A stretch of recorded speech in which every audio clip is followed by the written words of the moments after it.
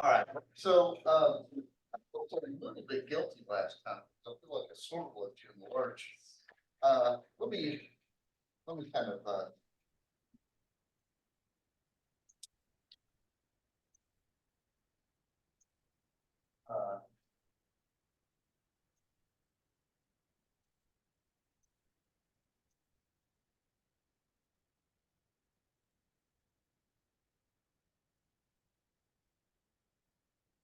so when I did this example last time, I said, well, it would time three, this doesn't tell you anything, but I showed you that, if it force likely eliminates some stuff. So this demonstrates sort of the hazards of that theorem, right? Because you might get some primes that don't really show you anything.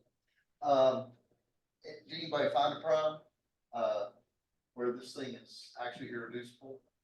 So what we found by three is this thing actually factors into two irreducible quadratics.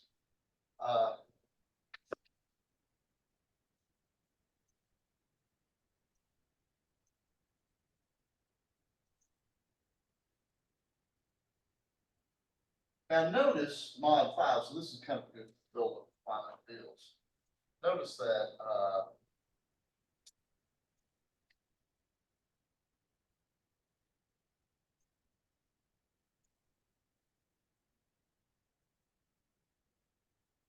because if you plug in 0 here, this is clearly not a root, you get -2. And if you plug in any non-zero, by the way, does anybody know what happens if you plug in a non-zero element for x? And just one. Yeah, you get one no matter what you put, right? Because 1 to the 4th power, 2 to the 4th power, 3 to the 4th power, 4 to the 4th power, they're all equal to 1 mod 2, so there's no roots mod 5. So it's the same sort of situation last time.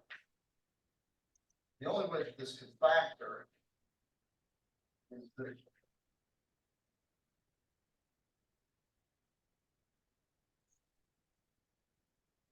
mod 5. Now, what makes this a little bit more difficult than mod 3 is there's lots of choices for this, right? So let's set up a system of equations that is a consequence of this.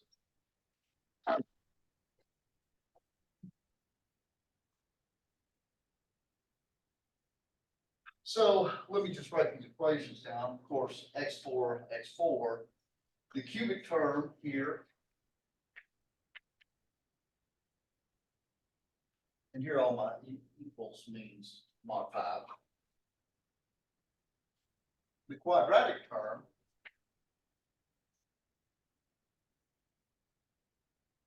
the linear term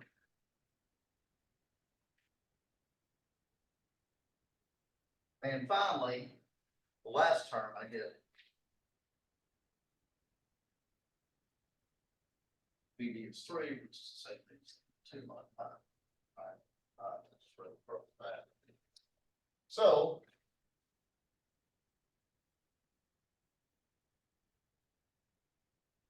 and let's say D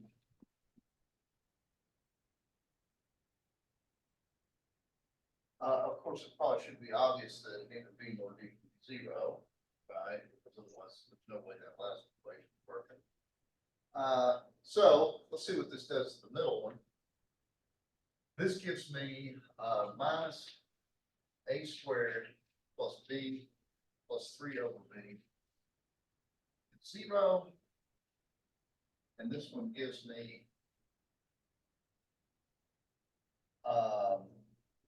let's see, a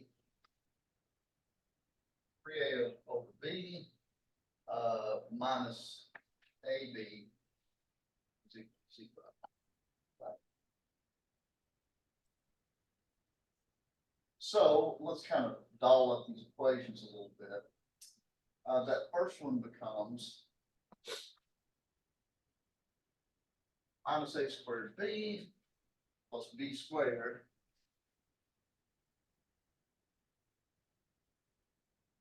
plus 3 is 0.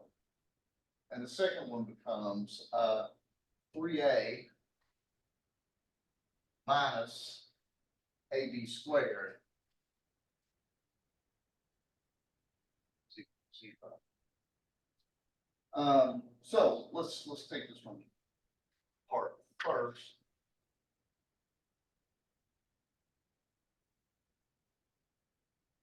This one, of course, A times this.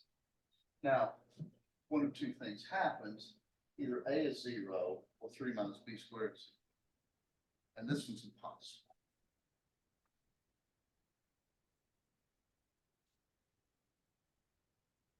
You can test this mod 5, but the upshot is 3 is not a square of mod 5.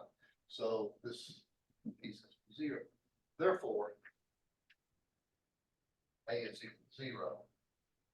But if A is equal to 0, this implies B squared is 3, 0, or the next one.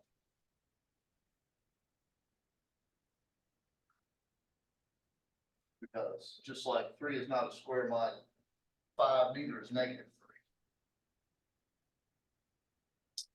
So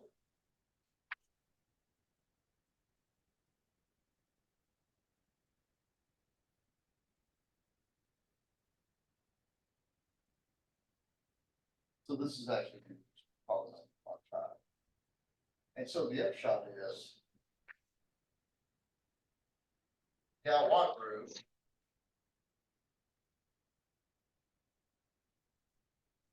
following Q contains a 4 cycle.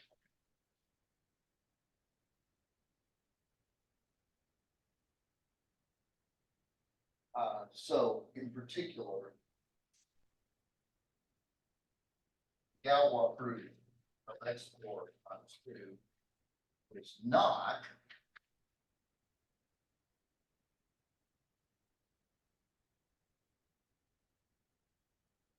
hidden things. So you're left with cyclic border forward, dihedral, or all this forward. And in this case, we found earlier, actually, this is the hedral. Okay. Any questions? Okay, and I did want to do something a little bit more carefully, just so we're up to snuff here, before I give you kind of clear my problem. Last time,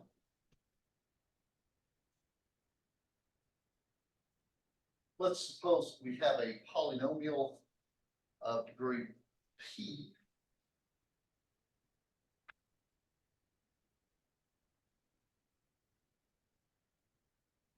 And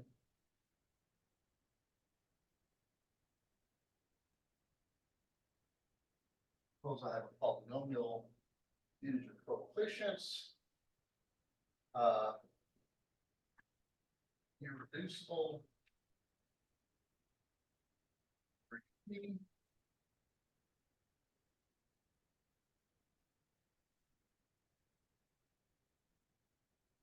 if I happen to discover that this has precisely 2 non-real roots,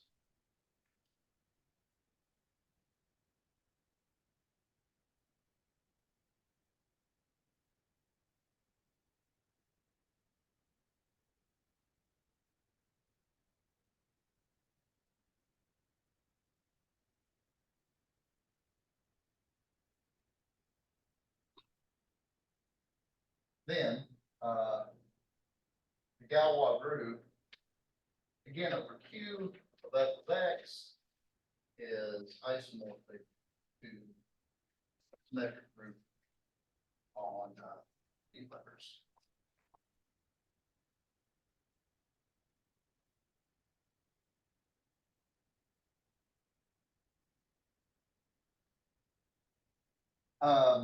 So, well, if f of x has exactly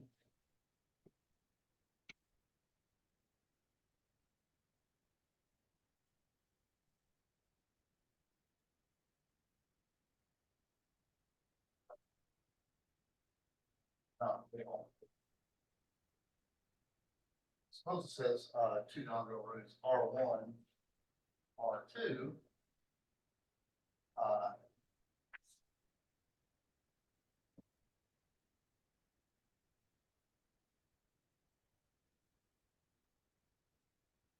So we've got p roots, right, in some extension field.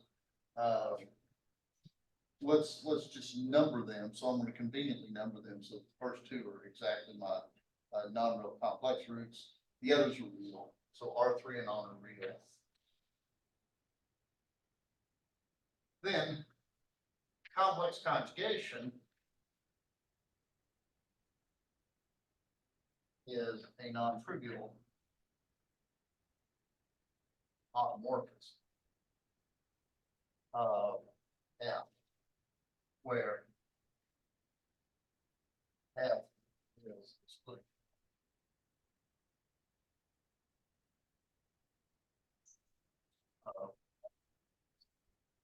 And by the way, notice the splitting field is normal, and this is characteristic 0, so it's separable, and so the splitting field is Galois. Okay, so complex conjugation flips these two roots, so it's an automorphism. We know that actually it's an automorphism of the complex numbers, so when we restrict it down to the splitting field, that's been automorphism. The fact that flops these two roots means it's non-trivial. Also, so in Galois group of F, we have permutation, I should say transposition 1, 2, right? Where that just means that I interchange the roots 1 and 2, R1 and R2, and leave the rest alone. Also, P divides the order of the Galois group of F.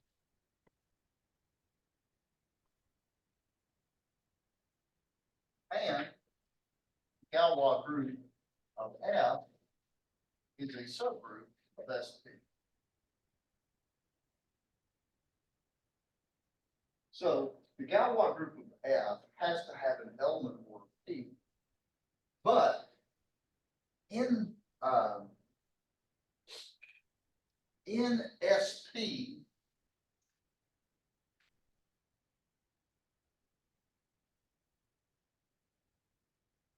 the only elements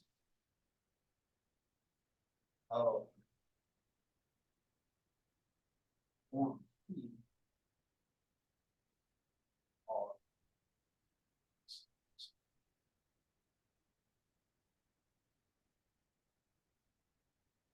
how many are there? There's a lot. There's P minus 1 factorial, right?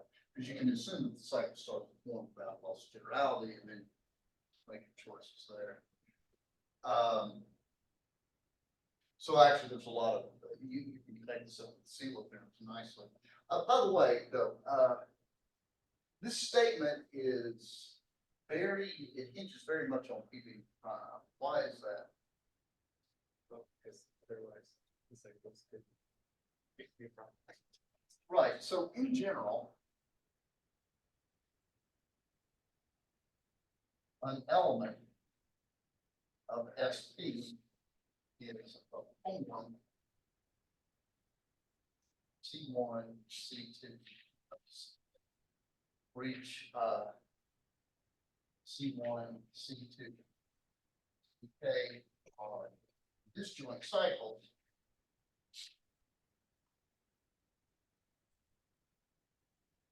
Of length M1, M2, MK.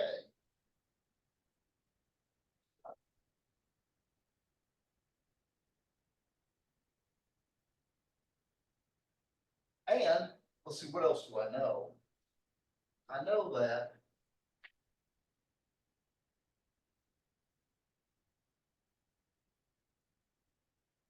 what does that up to?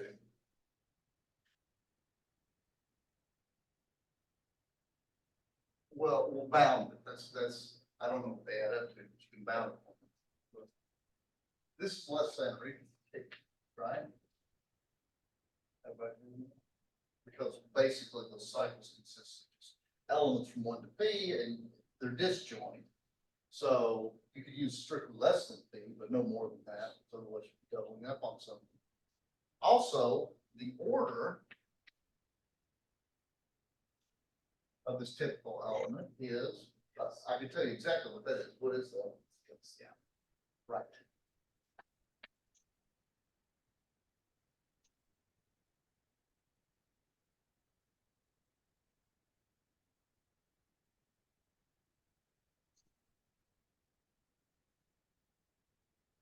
Assume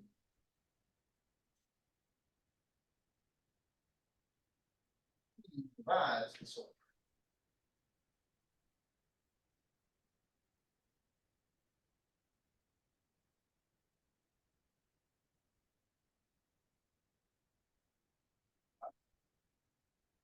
Then what can we conclude?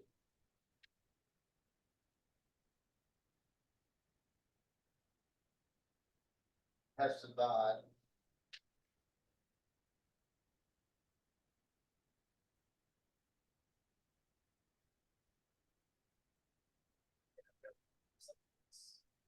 that is correct. But if P divides MI,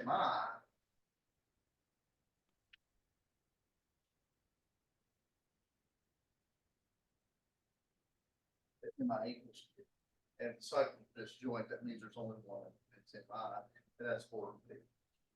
All right, so that's kind of an important thing. So the upshot is in the Galois group,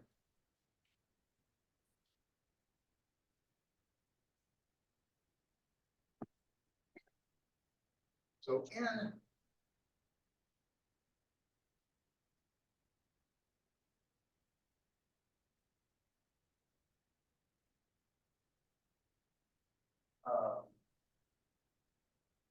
what do we have? 1, 2.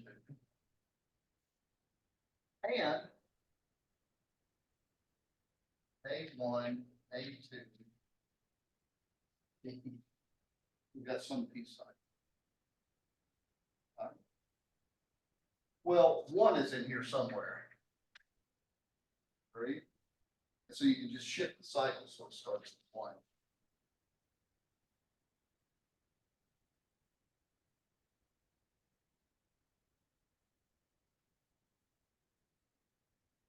And 2 is in there somewhere else. Right? Let's say that 2 is at the K place.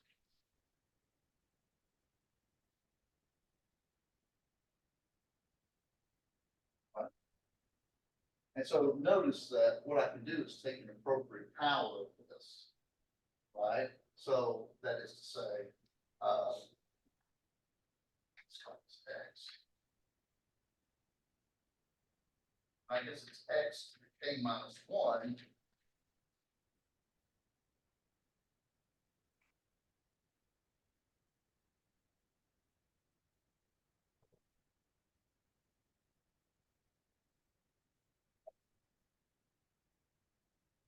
So if I take this to the K plus 1 power, it puts these adjacent here. And notice that this is also of order P, right? Again, we're using the fact that P is prime, right? Because what do we do to get from this to this? Well, then I just took a K minus 1 power, and since K is less than or equal to P, K minus 1 is relatively prime to P, and this still has order P. So note that G has 1, 2, and 1, 2, C3, C. And in general, Sn generated by 1, 2, 1, 2, 3. And of course, the numbers after 2 are arbitrary. And so there you go. So that gives us what I want. So the Galois group is the full S2 in this case. So this reduces figuring out. So for example, if you've got a 5th degree or 7th degree polynomial, you can use calculus to figure out, in some cases, what the Galois group is. Okay. Any questions? All right, I'm gonna give you one more. I'm sorry, were there any questions? Oh, so the having two non-real roots is a very convenient way to get an element of order two. Is it true though that if you had some other way of finding the element of order two, then everything else still follows? If you happen to know that the Galois group had a transposition, the rest of the argument is independent. Yeah, so for example, it's possible to have three real roots, say to a cubic, and have the Galois group still be S3. And obviously, you're not going to have a nominal conjugate pair, but you'd have to find that element too. And I think that's in general, that's much harder than being able to look and say, okay, it's exactly two non-real roots. Oh, so that's like a common thing. Oh, okay. To me, it sounded like a Well, very special. Well, I mean, it is in a certain sense, right? Because, I mean, if you've got, so, and of course, the higher it is, the more uncommon it is, right? So, for example, I suspect in a certain sense, this is very loose, most cubits that you encounter will probably have one, right? If you think about the way cubits work. But for fifth degree, what you're looking at is for a fifth degree, for it to have Galois group as 5. Well, so what you're looking for is you're looking for a fifth degree polynomial that has precisely 3 real roots. And my guess is, again, probably most fifth degree polynomials only have 1 root, right? Because the curving part probably happens away from the x-axis, right? And so, this theorem wouldn't apply, right? However, you could translate the polynomial if it's got the appropriate number of, that's actually a good question. If it's got the, so.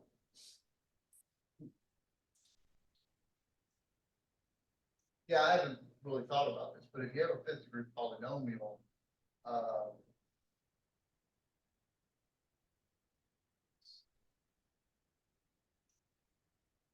rotation.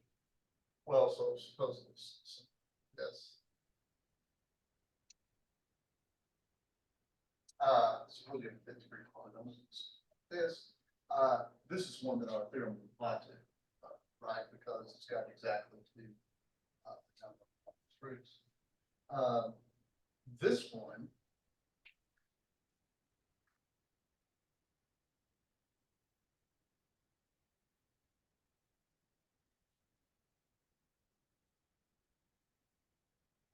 This fifth degree would not apply. It's now it's got 4 roots. But notice that this is just a shift, right? And so I don't know what you can do with that actually, because of course, what you're doing is you're essentially changing the constant, right? And of course, if you do that even with quadratics, you get that change here. But of course, there's always connections, right? We'll leave that. So, okay, other questions? Okay, let me give you this final bit, and then I'm going to actually work something concrete, believe it or not. You might quickly see why I love this algorithm, but it's really just kind of a security blanket, right? It's like, you know, if I die and go to heaven where they give you infinite amount of paper, I can work this out eventually, and I take a certain amount of comfort to that. But from a practical point of view, it's not worked very well for you. I found this algorithm. This is I don't know if I got the title right. I think the book's called Galois theory. It's by Eugene Dixon. This is kind of an old school one. So suppose f(x) and qx, and you want to find Galois group's polynomial. So let Z1 out.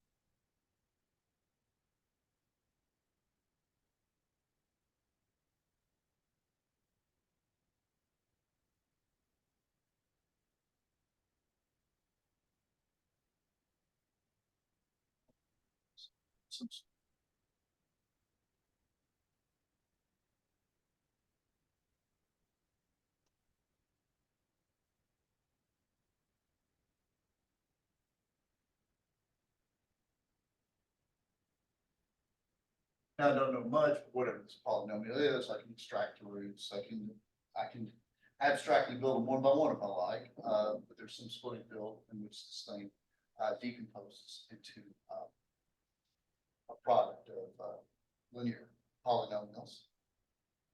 Let x1, so here's where it starts. Now, of course, this is an integer polynomial, in variable x. For every one of these, assign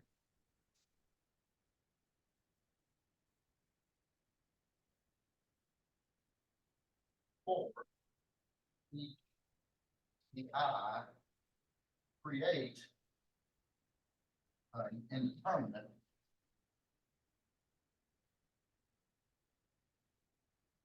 x. So now I have x1, x2, xn, and these are polynomials.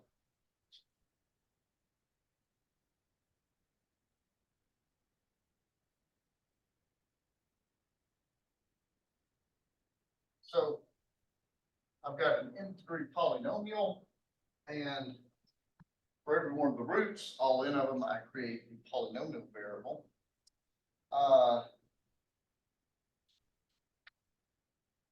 For each sigma in Sn, here's what it starts to work, right? Because there's n factorial of these.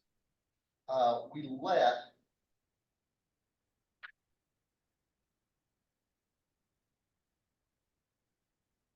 E sigma be x1,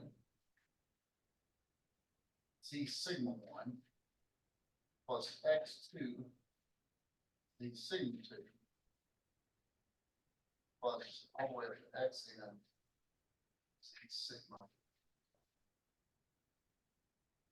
So this is just a linear polynomial in variables, and the coefficients are basically done by permuting all the roots through every possible way that you can make it, right? So there's this variable orgy of these e sub sigmas, right? There's a lot of them here.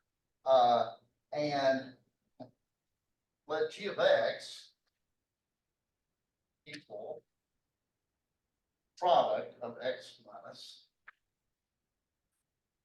sigma. Right, so this is definitely, I mean, look at what I've done to myself, right? I started with an n-degree polynomial with coefficients and rationals. And now I have an n factorial degree polynomial x, and the coefficients are all polynomials with coefficients with these roots. Yeah, polynomials and variables, roots over the fractions, right? So this is awful. So it turns out, so I'm gonna make some statements here, some unsupported claims, but I'm actually gonna work through one of these, as you might guess, in the quadratic case. Each coefficient of CI, it turns out, a CI of XCI. So if you multiply this big sucker out, then CI is coefficient of XI when G of X is expanded.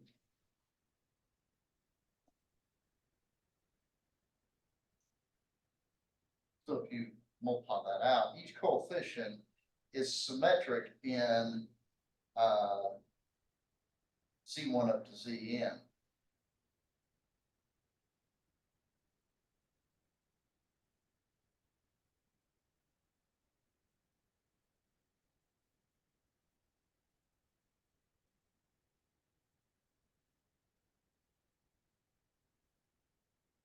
But be symmetric in the roots. And so, in particular, each CI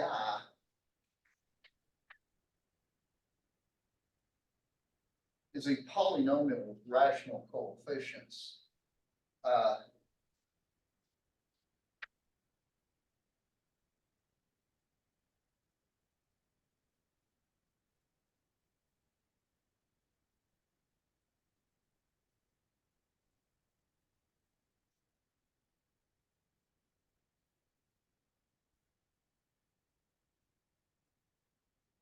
So it turns out miraculously what happens is, of course, X is kind of a big variable, but each one of the coefficients of X is actually a polynomial, and the smaller variables, if you will, in these things, rational coefficients. And we're going to see this actually in action. So what you do now, and of course, this is non-trivial as well, right? Because whenever I talk about factoring things, they can be kind of tricky.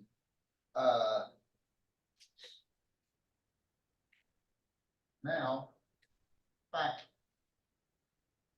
g of x over the ring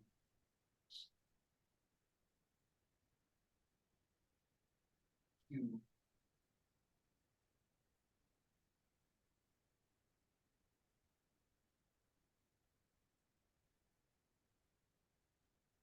so g of x is a polynomial in the variable x. All of its coefficients actually live in this ring. And of course, this ring is a unique factorization. It's polynomial by many variables.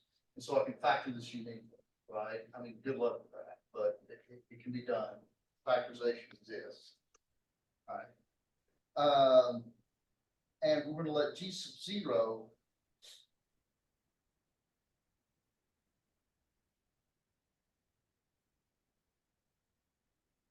be the irreducible factor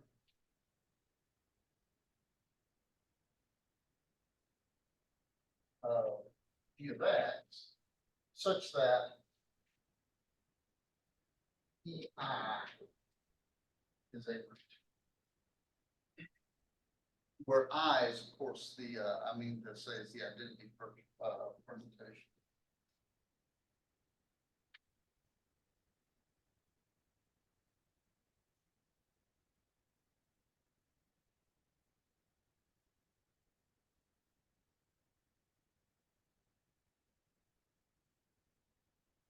And of course, so EI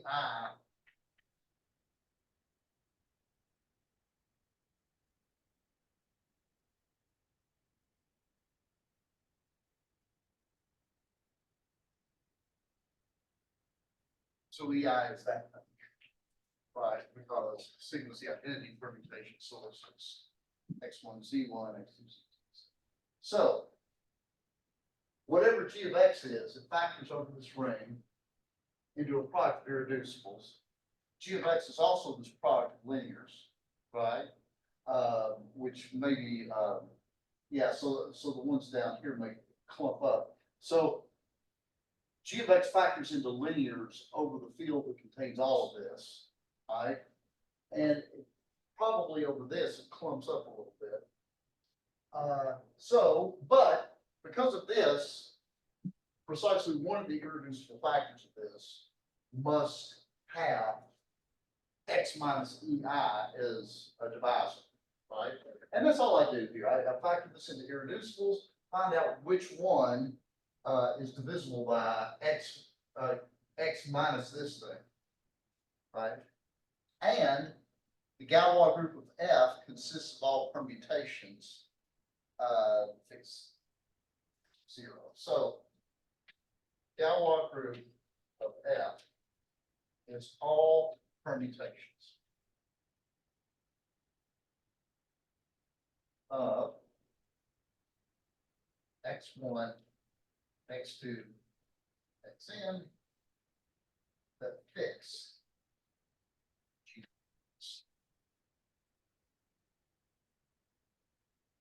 So basically what you can do is once you figure out what that G naught x is, which is the hard part, look at it and look at all permutations in SN that leave that alone, and that will be the Galois group of the original. So I challenge you to go do this for your favorite cubic. I'm going to do this in all cases for a quadratic, and quadratics are easy, and this is harder than it has to be for quadratics.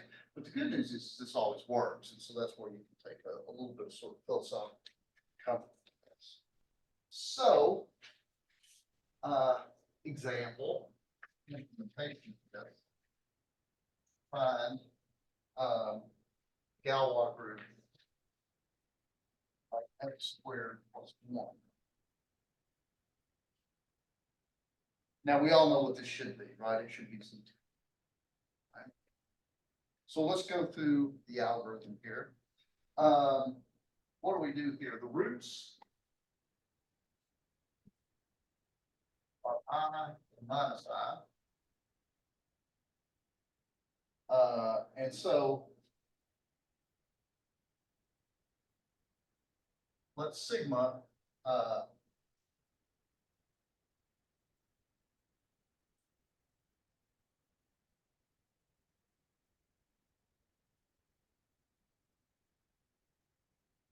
so let's sigma be the non-trivial, because remember, what do we have to do here? At this point, we're just looking at all permutations of this, right? One of them leaves two roots alone, the other swaps them out. And so in this case, we only have two of these e's.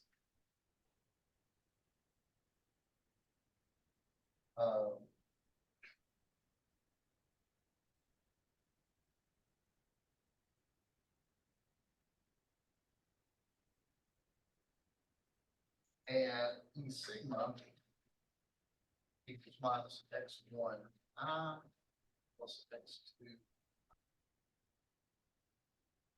Right, so all you do is shuffle the roots of different coefficients. Now, in this case, g of x is x minus E sigma, or I'm sorry, EI, x minus E sigma. So just put these animals in here for this. And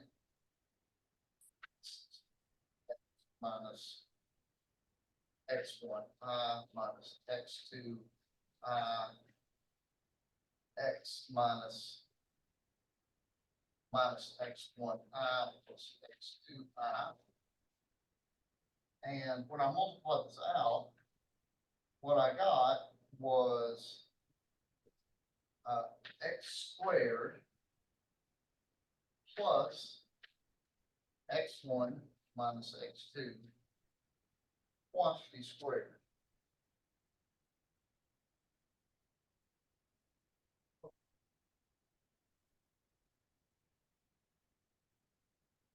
Any questions?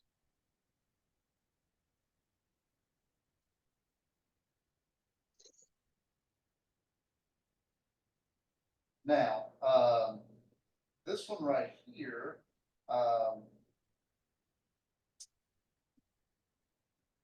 so here's the g of x. Notice this one.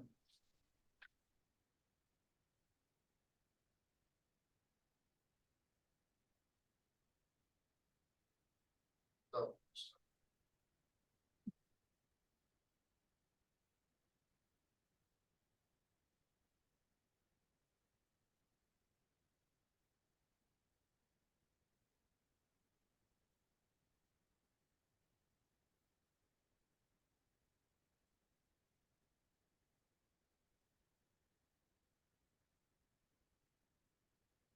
because basically, you have to have a square root of -1 and this to break down, because if this factors factors.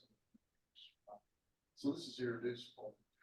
Maybe you could see that if you have a higher degree, more complicated polynomial, this is going to be difficult to determine the irreducible factors, right? But here, for this, the factor, it's got to have a root, but the roots are minus a perfect square, right? Which doesn't exist here. So this polynomial must be irreducible.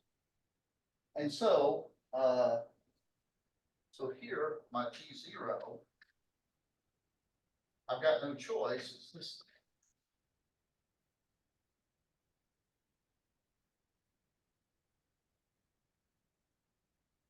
And so let's take a look at this. We want all the permutations of x1 up to xn to fix this. Well, there's permutations of x1, x2 to fix this, or all of them. right? Because the identity fixes this. And flipping out x1 and x2, change the sign under this, that's square. So we get all this.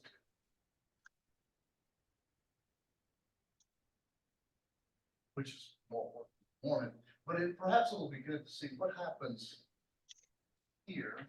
One more example.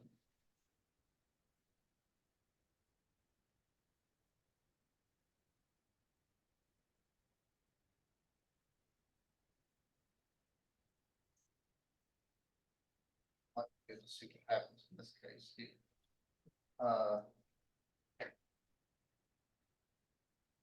let's go through the process. Here, the roots are 1 to -1.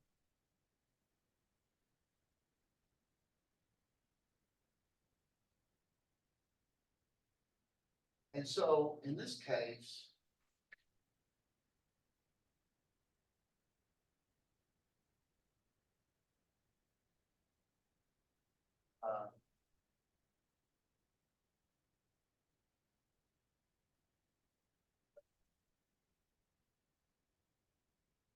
so if you look at g of x, this is x minus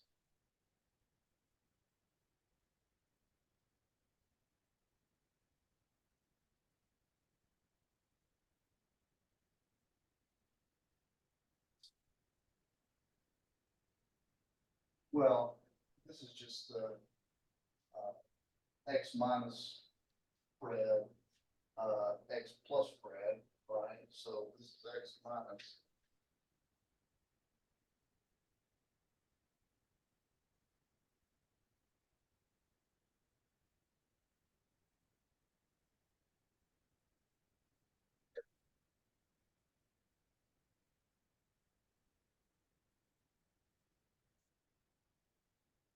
And over,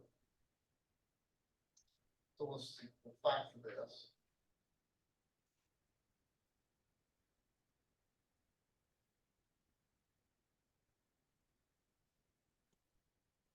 Factor over that ring here.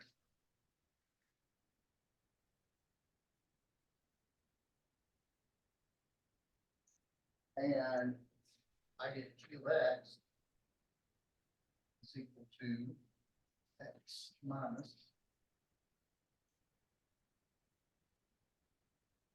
and x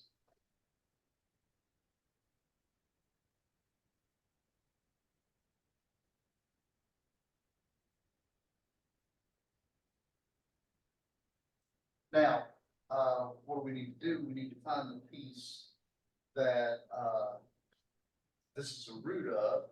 So namely, it's this one.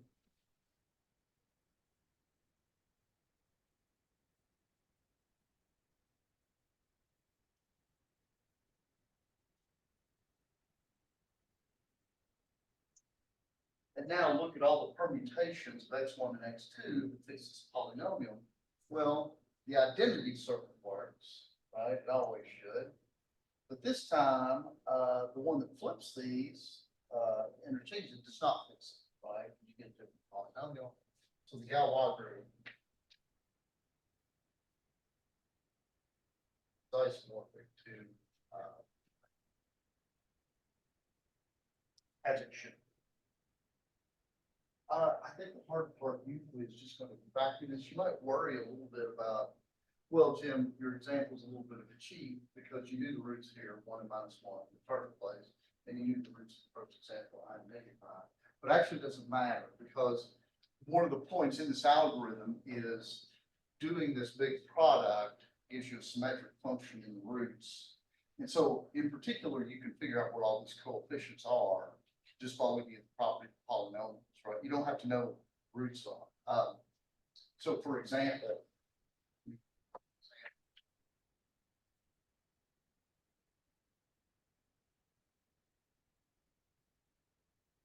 that polynomial is, here it is, right?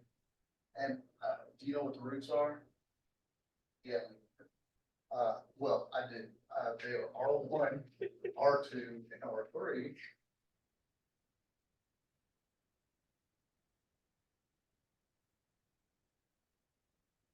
And so multiply this out, this is x cubed minus R1 plus R2 plus R3 x plus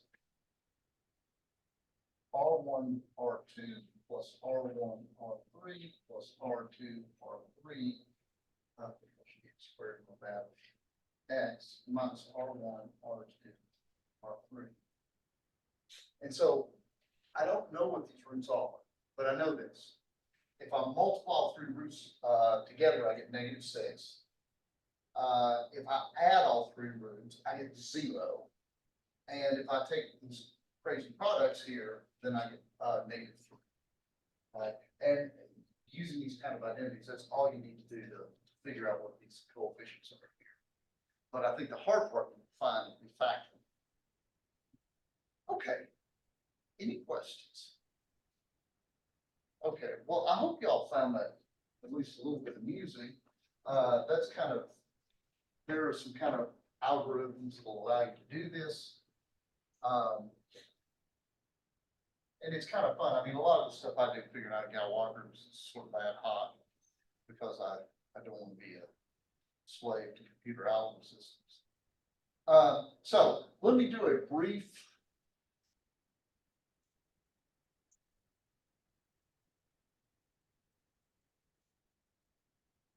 I do this section very briefly because I've had you all sort of dig up a bunch of stuff about finite fields anyway from the homework.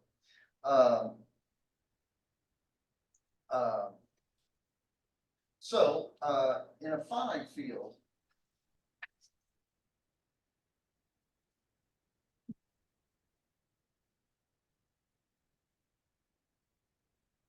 and of course, by now we know that such animals exist, right? Z mod P for any P.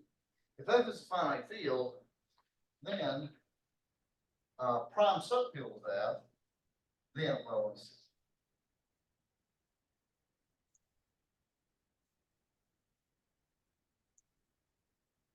the characteristic must be some positive prime, can be characteristic 0, because any field of characteristic 0 must contain Q, and that's not finite. So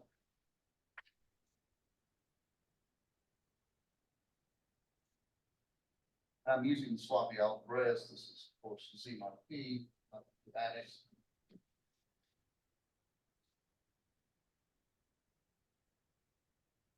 So any finite field contains P. So let me give you this for a proposition here, which I think we already knew.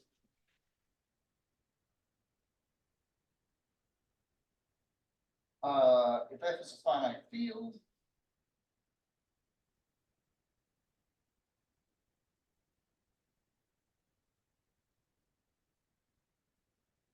characteristic of F is P.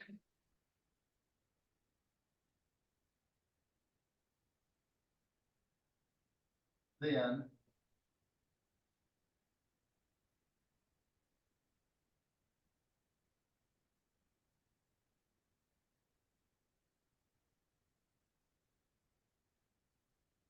the order of the field must be P at the end of some natural number n. Let me prove this really quick.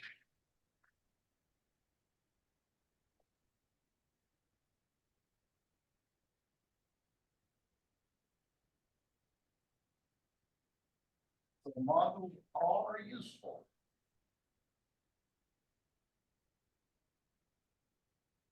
ZP is a subfield of that. We've established that. And so F is in fact a vector space over this. Therefore, F is isomorphic to ZP.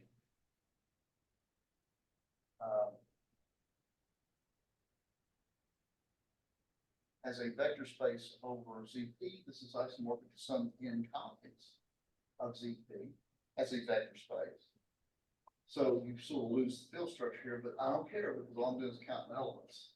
So the order of F is the order of ZP in power, like. So that's a beautiful little theorem. It's based only on the fact that this has to be a vector space. Okay, it's a good place to quit. Any questions? All right, well, as you probably read your email, the math club this week will be kind of the math for all things and conference that's going on. I encourage you to, go and check some of that out. I think there's some talks, I think you're giving a talk, aren't you? Yeah, there may be anybody else giving a talk. So yeah, I encourage y'all to check that out, and other than that, we will see you all on Friday. She has to register to go to that.